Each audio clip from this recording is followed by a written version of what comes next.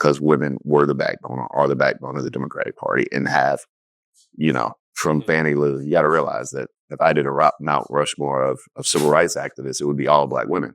It's Sarah Mae Fleming, it's Shirley Chisholm, it's Ella Baker, it's Fannie Lou Hamer. Like, that's my Mount Rushmore. So I say that without trying to pit one against the other. But what I am also saying is that while we gave that credence and while we gave that praise, and rightfully so, and gave that time, we drew a wedge between a household, and Black men were looked at as being less than or not listened to, or the pain that they were going through, or trying to make those ends meet simply was not something that people cared to understand or cared to hear.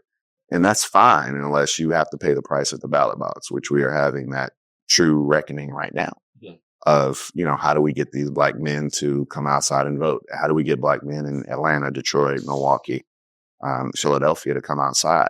How do we get them engaged? Because in today's world, the race is between three people.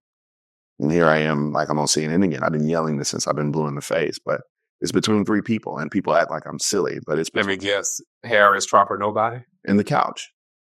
Harris, Trump, and the couch. And right now, Harris's biggest threat is not Donald Trump, it's the couch. Why do you think, again, not trying to pit anybody against each other, why do you think that Black women don't have to be encouraged to be engaged in the same way it seems that some Black men do? I think because there have been policy points that have been driven towards engaging Black women over time. Is there an equivalent to like a LaTosha Brown? Well, Cliff Albright. Okay. Who runs the same organization. Quentin James, who does Collective PAC. So yeah, the answer is yes. Yeah. They're out there. Mondale Robinson, right? They're out there. But is there an equivalent to someone getting on stage and saying that we're going to have a Black female Supreme Court justice in Ketanji Brown Jackson? Is there an equivalent to someone saying that the Nolan? I was gonna hold that remark. What if you say Clarence Thomas, then this is over? No, what I was trying to say is, how would you phrase that to make that point clear? You gonna have a real brother on the Supreme Court? Well, we're gonna go back to Clarence. We're gonna go back to Thurgood or something. I mean, there's certain things which I think I pitched some things. I expect to see some things in the next week or so from them that include like lowering the age for colorectal and prostate exams, expanding a sickle cell registry, My Brother's Keeper, expanding that, nationalizing that, putting more Black men in the classroom, talking about SBA, small loan programs, particularly directed at Black men for things like, I'm a lawyer by trade. And so when I get people in and out of a situation, like I got 2 or 3 people right now, they're like, man, dog, all I need is $35,000 because I just want a box truck. That's what they need. And you get a box truck right now, you go out and make over 100,000. Yeah. But you just need there's no way you're going to do that working 2, 3 jobs, paying child support, et cetera. And one of the other things I pitched to them, which hopefully they adopt, is making child support tax deductible. And you're like, Bakari, that's a wild idea. It is, but it's a really good idea. And let me tell you why. You know what else is tax deductible? Alimony, right? Okay. You know what happens with a child income tax credit? You have to be a custodial parent. 50% of Black men are non-custodial parents. So you don't even get the benefit of the tax credit. But if you make child support tax deductible, not only do you get that tax deductible, but you have more Black men who are more inclined to pay into the system and not fall behind. It benefits the family. Interesting. I want to ask you, are you still friends with Tim Scott? Yeah. What do y'all talk about? Life. I mean, we don't talk about politics. I mean, unless I need something. I mean, you got to realize outside of Jim Clyburn, I don't have nobody else to go to. I mean, if you call me one day and like, look, I got a cousin in South Carolina needs a passport tomorrow, then I'm gonna call Tim. Yeah. But just life. He loves my dad. He admires me. Tim was born into that belief system. He is the product of a single mom who, he spent a lot of time with the Cathy family. From Chick-fil-A, went to Charleston Southern. We had different upbringings. And he truly believes that he wants to get America to a place where Black folk are free. He has a different definition of freedom. and he has a different path to get there. But I don't question his heart. I say this example all the time, and it's kind of crude saying it in front of you. But if he needed a kidney, I'd give him one. I just never vote for him. And I don't think anything's wrong with those. I don't think anything's wrong with those politics. Like I fundamentally think that's where we need to be as a country. Yeah. It's interesting to me, and you mentioned some of them.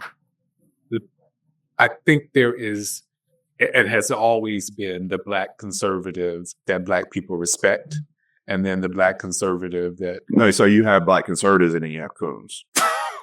Okay, if we're going to put it that way. those are different beings. Like Michael Steele's a conservative. Michael Singleton's a conservative. Tim Scott is a conservative. You know, I don't know what Stephen A is. I don't know what Ice Cube is. I don't know what Vernon, the state senator from Georgia is, or Derek, the pastor, Derek, what's it, Scott? Is that his name? Is Daryl Scott. Daryl Scott. In Cleveland. In Cleveland. Like, I don't, you know, that's a lot. Like Alan Keyes. I mean, so I firmly believe that there are people, J.C. Watts, who believe that conservatism is the best path for Black people going forward. And if you believe that, then we can have some legitimate policy discussions and meet in the middle, because that is how America works. And that's healthy. Yeah.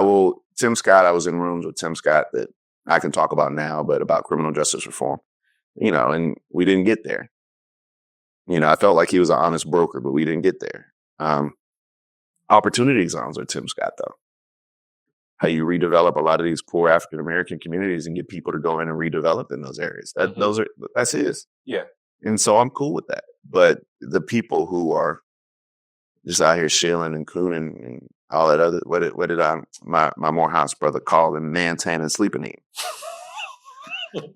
You know, it is what it is. Yeah.